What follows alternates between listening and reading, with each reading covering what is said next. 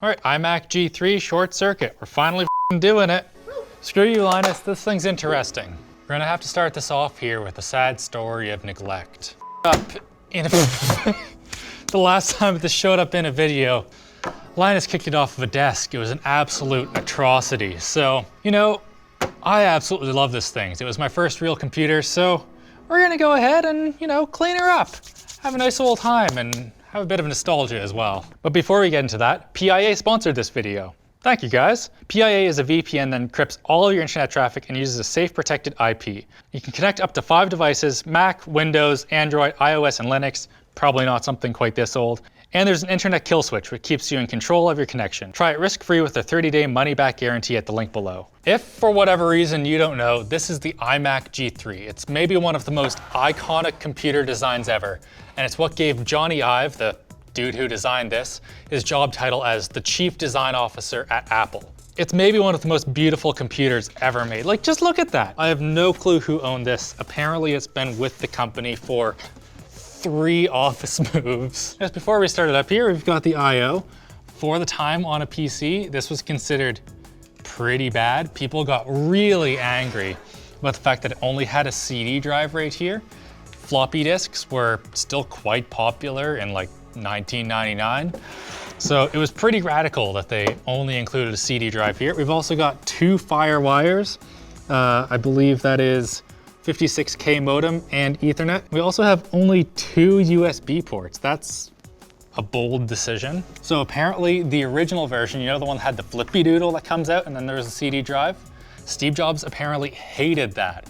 It was not supposed to be, it was supposed to be this one right here, but they just couldn't get it like totally done in time. So I guess, do we just see if it works?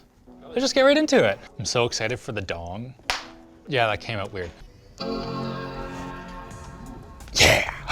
We are in Mac OS X, which is a bit unfortunate because this right here is kind of the last generation of PowerPC Macs. That's not x86. And you know, these PowerPC CPUs, it's got a single core. This one right here is the fast one, which goes at 400 megahertz. But in Mac OS X, she runs like hot garbage. So originally this right here came with, I think it would be 9.2, and it ran really fast. And there were quite a few applications. And then because the PowerPC CPUs were a bit too power hungry, a bit too hot, Apple switched over to Intel, and they kind of just dropped support for these like 1 or 2 years after they started existing. So we have a 13.8-inch display here, and it is a 1024 by 768 display at 75 hertz. I think everyone that actually used this would go with the 800 by 600 resolution and you get 95 hertz. Just looked so smooth. It's the kind of thing where, like, back in the day, I didn't even know that I preferred high refresh rate monitors, but it still is what I went for.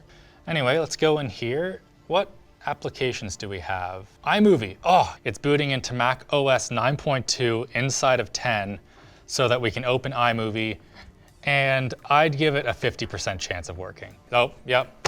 This application or control panel is not supported. I have no clue what this computer is or where it came from. Oh, that's legitimately someone's tax info. Let's just close that there. Everybody, wipe your PCs before you send them to places. I guess that we'll have to not show people the audio because we definitely don't have any of this. Oh, iTunes is opening. It was still green back then, that's fun. We're gonna have to cut the audio soon here, but. So it's pretty funny. I would say that those speakers are very comparable to that on the MacBook Air that we recently reviewed. And we were like, oh my God, these are great. How did they do it? Well, back in the day, you just made them frickin' huge and then you had great sound, no problem. They aren't particularly loud. Like, I remember that, like, you can't fill a living room with these speakers, but if it's just you sitting in front of it, it's a pretty great time. Lots of highs, fair bit of bass. I'm pretty impressed, especially given how old this poor thing is. I actually do remember this game. It kind of sucks. It's Andy's mom's favorite game. I'm sorry. There were actually like a number of pretty good games, Marathon being the most notable. That was like what Bungie did before Halo. Halo was actually supposed to be a Mac exclusive, and then Microsoft just came in and was like, yeah, no, we want that. What a different world that would have been. So even though that game right there wasn't particularly demanding, this did have pretty good graphics for the time. So this had the ATI Rage 128, which as far as raw performance goes, was really good. It was pretty comparable to the 3DFX Voodoo. Although, according to what I've seen online, the driver support was just hot garbage. So it never really got the love that it probably deserved. I guess that's kind of what happens still with like AMD cards. Let's just get into it. So we flipped it around here, and now we have access to just this little slot right here. I think this is the only part of the computer that Apple wanted you to actually, dig into. So we have a look at the RAM now. Are you guys able to see that at all? Oh, there's like no light in there. There we go. Can you see that, David? I can. Yeah, so we've got the RAM right in here. And this is about all you'd be expected to be able to upgrade. So this one's 512 megabytes, and this one right here is 256. So that is definitely upgraded. I think this came with up to 64 megabytes of RAM back in the day. So having, over 700 megabytes of RAM would have been pretty insane. That would be like, I don't know, finding a new iMac with 2 terabytes of RAM in it. Like, you can, but no one really is going to until much later. Yeah, so if you want display out, I don't think I've ever seen like a real person use an extra monitor with these, but in theory you can. It's kind of hidden though.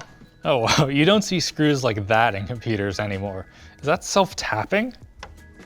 I think so, that's pretty gross. I just realized that I forgot my Sublime CD in there. I don't know if I'm ever getting that back. Oh geez.